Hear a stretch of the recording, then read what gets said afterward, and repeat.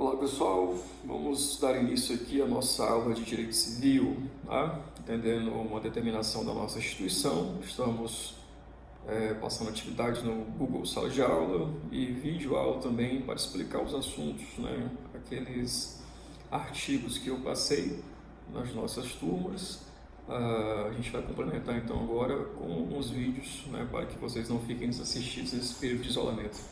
Espero que todos estejam bem, né, cumprindo então essa obrigação de estar em casa, né, e não podia ser diferente. Estamos aqui com o nosso material, né, para que vocês possam então acompanhar e não fiquem prejudicados no estudo. Pois bem, nós já havíamos tratado sobre a Lei de Introdução de Normas do Direito Brasileiro, né, a famosa LINDB. Falamos do início da vigência da norma, falamos o período de vacância, né, o vacatio legis. Falamos o início da vigência, o término, as formas de complementação dessas normas, onde que essas normas serão aplicadas, como que elas vão ser aplicadas, no princípio da territorialidade. Falamos também das formas, das espécies de extinção dessa norma, de revogação, de derrogação. Falamos aqui de algumas leis, né, referente ao início da vigência, a contagem de prazos. E para finalizar essa parte, nós precisamos entender algumas questões relacionadas ao nosso próprio código, tá? Então, como eu já havia introduzido a turma da tarde, né, falado um pouco com a turma da tarde, agora a gente vai rememorar um pouco o assunto para que os nossos alunos do primeiro ano noturno também possam acompanhar o conteúdo e, consequentemente, a gente poder avançar aqui então para falar sobre os direitos da personalidade. Bem, meus amigos, uma diferença que nós devemos ter entre os códigos de 1916 e o Código Civil de 2002. O Código Civil de 1916 ele era um código, né, que tinha uma inspiração no Código francês de 1804, e esse código ele trazia, né, no seu bojo uma característica inerente às próprias relações privadas. Em que sentido? Garantia-se mais o patrimônio do que a própria pessoa, né? Recordo aos senhores que antes da divisão imposta por Napoleão entre público e privado, nós não tínhamos uma distinção do direito. A única distinção que os doutrinadores eles nos apontam é relacionada àquilo que era civil e o que era penal. Nós não tínhamos outra forma de divisão, então a matéria que não era considerada da esfera civil era de fato considerada penal. E aí vocês podem imaginar, portanto, como que era a dificuldade para o operador do direito. Não tinha uma codificação, não tinha algo uniforme, então era muito complicado, né, você direcionar caso a caso e fazer então a aplicação desse direito. Então Napoleão ele organizou os institutos para que pudesse então ficar entre o público e o privado. E dentro dessa separação nós tínhamos o código deles, né, o Código francês de 1804, que influenciou diretamente no momento da elaboração do nosso código, tá? Então, em 1824, a Constituição, nossa primeira Constituição, ela já previa uma determinação para a elaboração de uma norma civil, de um código civil. Mas vocês vão observar que o nosso legislador, né, ele é moroso, né, ele gosta de caminhar bem devagar com relação aos nossos institutos. E somente, meus queridos, somente no ano de 1855 foi designado um jurista para que ele pudesse, então, apresentar um esboço do Código Civil, daquilo que seria o nosso Código Civil. Então, nós tivemos ali o apontamento do jurista chamado Augusto Teixeira de Freitas, e ele apresentou, vejam só, de 1855 ele veio apresentar o esboço somente no ano de 1862. Então, vejam aí um lapso temporal entre a designação do jurista e a apresentação do esboço. Tá? E esse esboço possuía 5.000 artigos. 5.000 artigos. Né? Então, vocês imaginem a dificuldade, né, que era para operar esse código. Não era um código ruim, era um código muito bom, né? Um código longo e extenso, e ele, infelizmente, acabou sendo rejeitado, né, pelo legislativo, não foi aprovado, não chegou a caminhar. E a Argentina, então, pegou esse código, né, e até pouco tempo atrás, acredito que em 2016, 2017, esse código estava vigente ali naquele país, né, para vocês terem uma ideia de como o código ele era bom, um código tranquilo.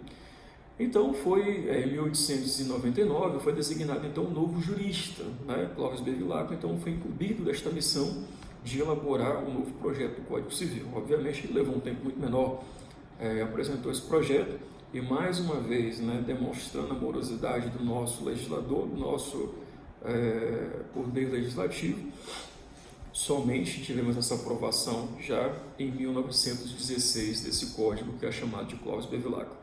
E como eu falei no início dessa nossa apresentação, o código ele sofria uma interferência, ele sofria, né, não vou dizer interferência, mas ele era inspirado totalmente no Código Civil da França. Né? Então, portanto, vocês devem concluir, por via de consequência, que o código lá francês, que tinha essa característica de ser um código ligado ao patrimônio, à esfera patrimonial, não podia ser diferente do nosso código, que foi totalmente inspirado naquele código. Então nós tínhamos um princípio que era muito latente, que ele era bastante observado no Código Civil de 16, que é o chamado princípio da pacta sunt servanda. O que é isto? Os contratos, eles precisam ser cumpridos. Os contratos, eles devem ser executados, devem ser observados e devem ser preservados. E isso vigorou por muito tempo. O nosso Código de 16, nós tivemos ele sem praticamente nenhuma alteração, existindo incólume por 6 constituições. 6 constituições passou pelo nosso país, nós tínhamos 6 constituições da República e apenas um código. Né? Esse código ele permaneceu vigente, então, resistindo às alterações constitucionais. Mas o grande problema era exatamente essa questão ligada ao patrimônio. Então vejam bem, como que nós íamos cuidar da pessoa, certo? Como nós íamos dar atenção para a pessoa se o código ele voltava suas forças somente para o patrimônio? E os senhores hão de recordar que em 88, que foi a elaboração da nossa Constituição, nós tivemos então um período chamado de redemocratização, onde então os direitos sociais, as garantias fundamentais, elas começaram a ficar um pouco mais vigentes, mais latentes então para toda a população. E o nosso código ele, então precisava de uma alteração, precisava de uma remodelagem, né, para que ele pudesse então se adaptar a essa nova estrutura. Então, em 2002, né, nós tivemos aí a aprovação desse novo código. O jurista responsável foi o professor Miguel Reale, e ele aproveitou bastante daquilo que tinha sido trazido, deixado, que já estava padronizado do código anterior, e então promoveu as suas alterações no momento da elaboração, né, da escolha dos demais juristas que então fariam ali o Código Civil de 2002, que é o código ao qual nós estamos estudando. E uma grande característica desse novo código é que nós temos uma visão um pouco mais do ser, né? Não tem mais aquela questão patrimonialista e individualista que era o Código de 1916, mas nós temos agora um código que ele é ligado à pessoa, ele assegura as características da pessoa para que essa pessoa ela possa então possuir alguma coisa, correto? Então disso o que eu tenho para apresentar para vocês, né? Tábuas ou valores axiológicos, né? Valores estes que diante da nossa Constituição começou então a influenciar nesse nosso código, né? Para que o código ele tivesse uma interpretação consoante a nossa Constituição Federal. Esse foi um movimento trazido aqui por Orlando Gomes. Então, ele não falou mais em unificar, mas em reunificar, né, esse nosso código para que ele tivesse essa interpretação conforme a Constituição Federal. E dentro dessa interpretação, surgiu, né, um movimento chamado de constitucionalização do direito civil. O que é isso? Você assegurar, né, dentro das relações privadas garantias constitucionais que independem da minha vontade, da sua vontade. E o caso, né, o leading case, o caso paradigma que foi levado em consideração para a construção dessa tese aqui no Brasil é exatamente, meus amigos, o julgado, deixa eu localizar aqui para vocês,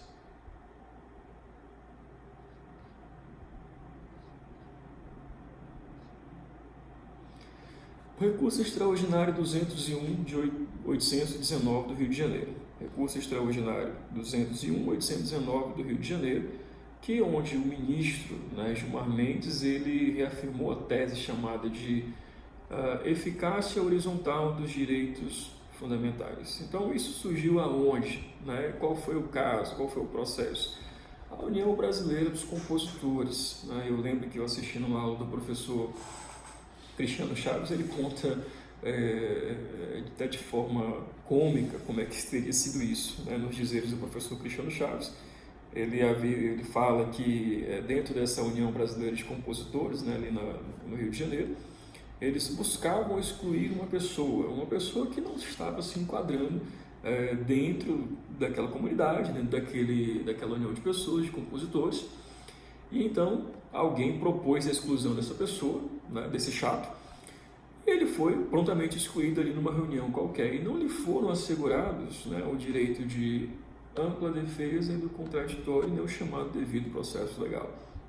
Então, o que aconteceu? Por óbvio, né, nós temos o princípio da inafastabilidade da jurisdição, ou seja, nós podemos levar as nossas demandas ao Poder Judiciário, o Poder Judiciário não vai deixar de apreciar essas demandas. Então, essa pessoa, muito chata como ele era, acabou judicializando, portanto, aquela demanda onde ele havia sido excluído daquela união de compositores, associação de compositores, sem ter respeitado, sem ter lhe assegurado o devido processo legal, contraditório. E aí o Poder Judiciário do Rio de Janeiro, então, decidiu que sim, ele deveria ter os procedimentos, deveria ter um processo, deveria ser intimado para que ele pudesse apresentar resposta, né?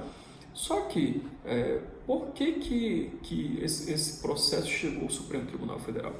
Porque exatamente nós temos aqui um Código Civil onde a nossa vontade é livre, nós somos livres para contratar. Né? Então, o que faz lei entre as partes? Nós temos um contrato, o contrato ele é a regra que vai fazer lei entre as partes. E aquela união, aquela associação, ela tinha um contrato, uma constituição. Né? Os seus atos constitutivos fazem lei ali entre os seus associados. Né? Então, dentro desse contrato, ele previa exclusão por votação sem que houvesse a possibilidade de defesa, né? Que ele pudesse externar ali, explanar os motivos pelos quais ele não deveria ser excluído daquela associação, e aquilo não foi respeitado e, portanto, ele teve então essa possibilidade de ajuizamento dessa demanda e chegou no Supremo Tribunal Federal e o ministro Gilmar Mendes disse não, realmente tem que ser assegurada. A Constituição diz que todos devem ter um processo, devido processo legal, né? Então deve ser assegurado, não só na relação entre Estado e particular, mas entre os próprios particulares, né? Em ambas as relações, seja nas relações vertical ou horizontal, nós temos que ter assegurado a ampla defesa devido processo legal e o contraditório. Então, com base nisso, então, foi firmada essa tese, mais uma vez chamada de eficácia horizontal dos direitos fundamentais, onde nós temos, então, portanto, a constitucionalização do direito civil. E essa constitucionalização, meus amigos, qualquer livro que você pegar de direito civil, qualquer doutrinador, no início do livro, né, tratando da LINDB, dessa diferenciação entre o Código Civil de 16 e o Código Civil de 2002, ele vai trazer para vocês, então, esse movimento, né, porque é uma coisa que continua nova e todo doutrinador deve se atentar, portanto, a essa característica, né, de constitucionalização do direito civil, ou seja, interpretar o direito civil, o Código Civil, consoante as normas da Constituição Federal.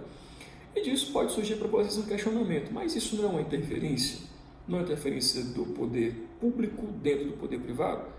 Nós temos um Código Civil que vai regular as relações entre pessoas, né, pessoas físicas e pessoas jurídicas, e às vezes entre o Estado, mas vai colocar naquela condição onde estaremos tecnicamente em par de igualdade, né?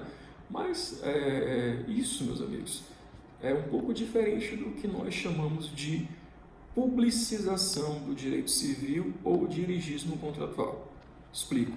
Constitucionalização. Você interpreta a lei, o Código Civil, de acordo com a Constituição Federal, assegurando as garantias fundamentais que estão ali dispostas na Constituição dentro das relações privadas, certo?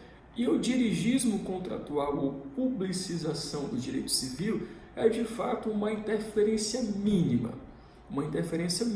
dentro dessas relações privadas. Em que sentido, Renato? Em que sentido eu observo essa interferência mínima do Estado nas relações privadas? Acredito que boa parte de vocês, meus amigos, possuem um plano de saúde. Acredito que boa parte de vocês possuem um telefone celular, e principalmente nesse período de isolamento, né, onde nós estamos destilando o nosso ódio nas redes sociais, através do fica em casa, da quarentena, dia tal, dia isso, dia aquilo outro. Então, nós precisamos de um aparelho de telefone celular, precisamos de planos de internet, né? Bem, então o que vai acontecer? Nós temos uma relação privada que é entre nós e as operadoras de telefonia, as operadoras de plano de saúde, às vezes as operadoras da aviação civil, né, as aéreas. Então, são contratos que nós firmamos, né? Nós compramos uma passagem, compramos planos de celular, compramos, né, pagamos plano de saúde, para que momentos como esse nós possamos usar. Né? Mas vocês devem estar imaginando o caos que está o nosso sistema de saúde em relação ao Covid-19. Né? Muita gente precisando, situação de incerteza. E o que impede, por exemplo, essas pessoas, né, essas empresas, de aumentarem exponencialmente o valor cobrado? Seja para a utilização dos serviços de telefone celular, da aviação civil ou em relação aos planos de saúde. O que impede? Não é uma relação privada. Nós não assinamos um contrato. Então, em tese, esse contrato deveria ser preservado, como era lá, né, na época do Código Civil de 16, a pactação observanda. Mas, na verdade, então, nós temos a criação de agências reguladoras. Ou seja, essas agências reguladoras, a ANAC, a Anvisa, a Anatel, elas vão, como o próprio nome diz, agência reguladora, elas vão regular, então, a atividade dessas operadoras de serviços, de plano de saúde, das aéreas, e de telefonia. Então, elas vão controlar no seguinte sentido, que as nossas relações, né, elas não sofram um abuso por parte dessas operadoras, porque elas estão num patamar um pouco maior, né, um mais elevado na sua condição econômica e financeira maior do que a gente. Então, elas poderiam muito bem subjugar a nossa vontade para que nós pudéssemos fazer a assinatura. Consequentemente, pagarmos um valor muito maior do que aquilo que usualmente é oferecido em épocas normais, tá? Então, mais uma vez, constitucionalização, eu tenho uma interpretação da lei civil de acordo com a Constituição Federal, assegurando questões fundamentais ali inseridas dentro das relações privadas, e eu tenho a publicização ou dirigismo contratual, que é o quê? Essa intervenção mínima, tá? Mínima do Estado dentro dessas relações privadas, ok? Seguindo então aqui para a gente terminar o nosso primeiro bloco, até para não ficar muito chata, né, para dar tempo para você levantar um pouco, ir ao banheiro, tomar um café. Na exposição geral de motivos do nosso Código Civil de 2002, já entrando nele efetivamente, nós temos 3 paradigmas, né, ou 3 grandes princípios que vão ser a base para esse nosso código.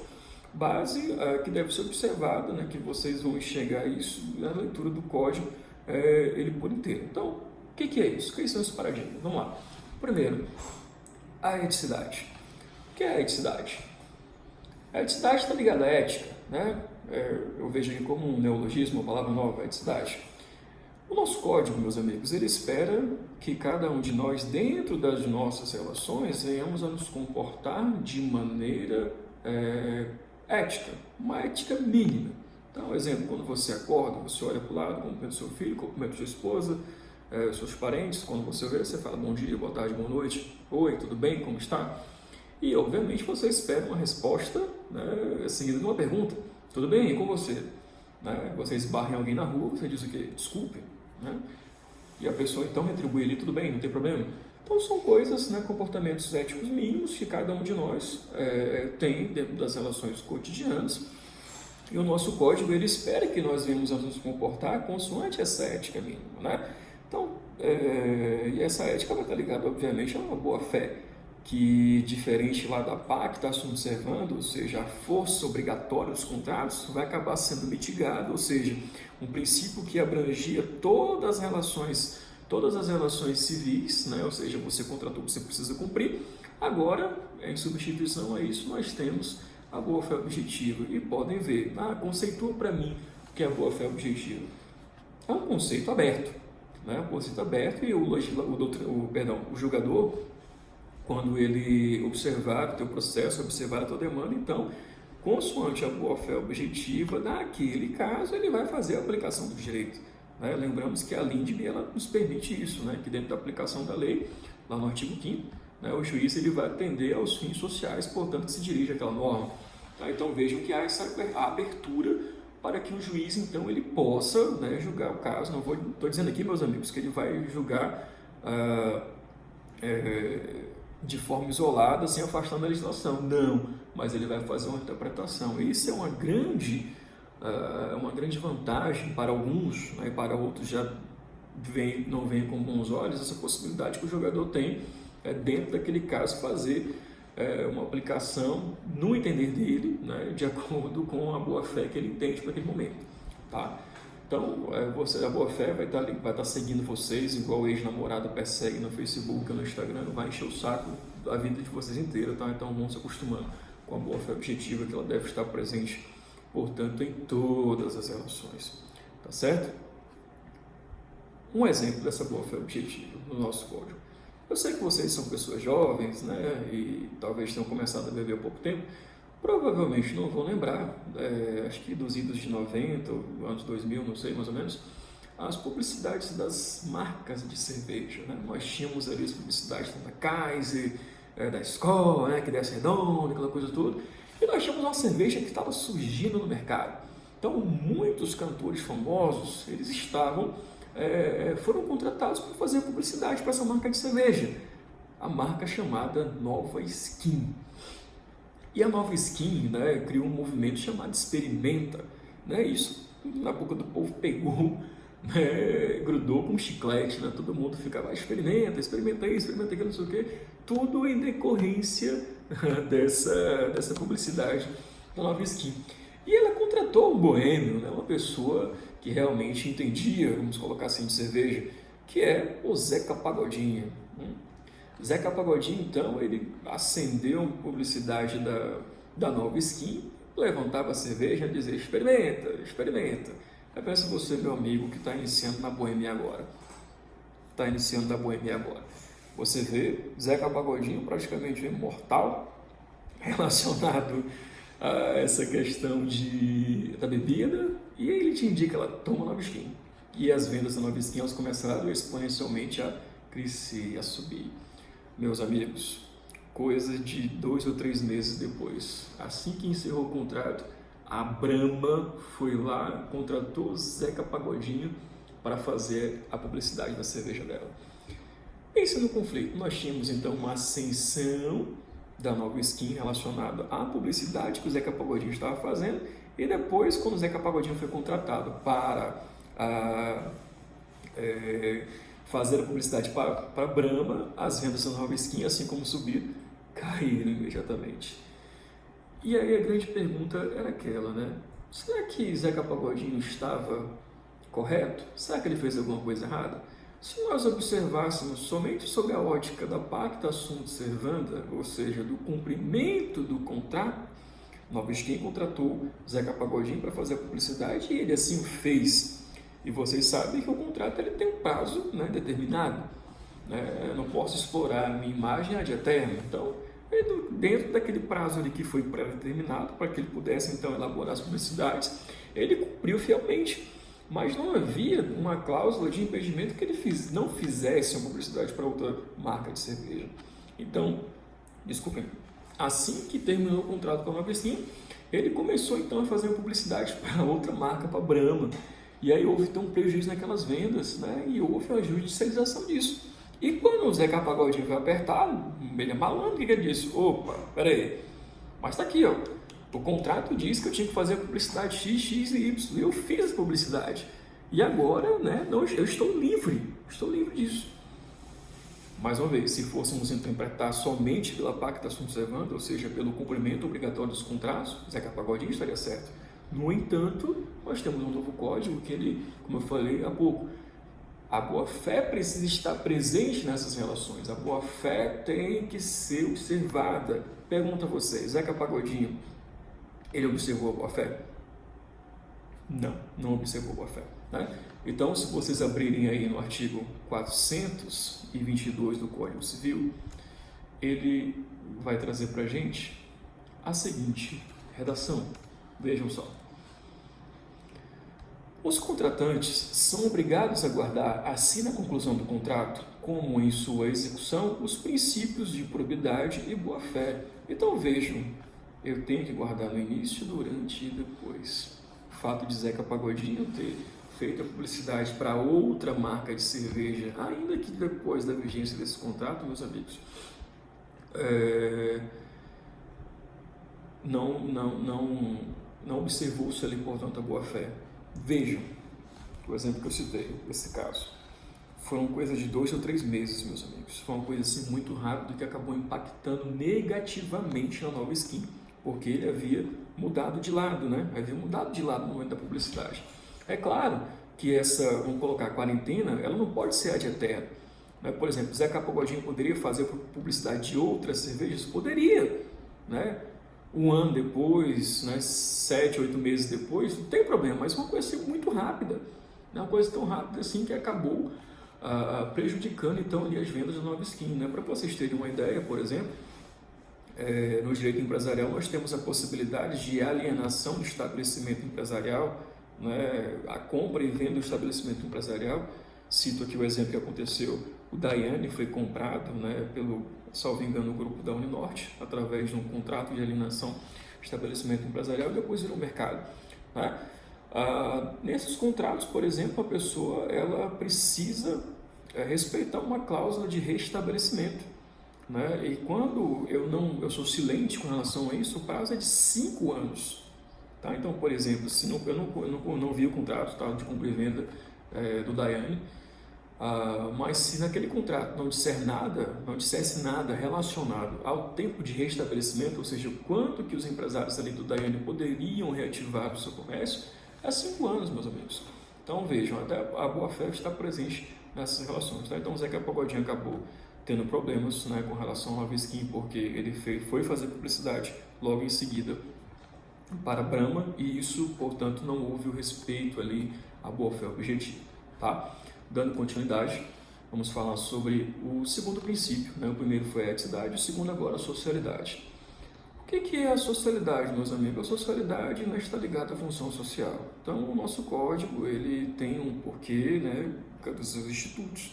Seus institutos possuem uma função social, um objetivo, uma finalidade para aquele instituto. Então, nós vamos ter função social da imagem, função social do contrato, função social da multa, função social da propriedade, por aí vai. Tá? Então, dentro dessa socialidade, a gente vai ter os institutos da função social de cada questão inerente ao nosso código. Então, um porquê, um objetivo, uma finalidade desse instituto.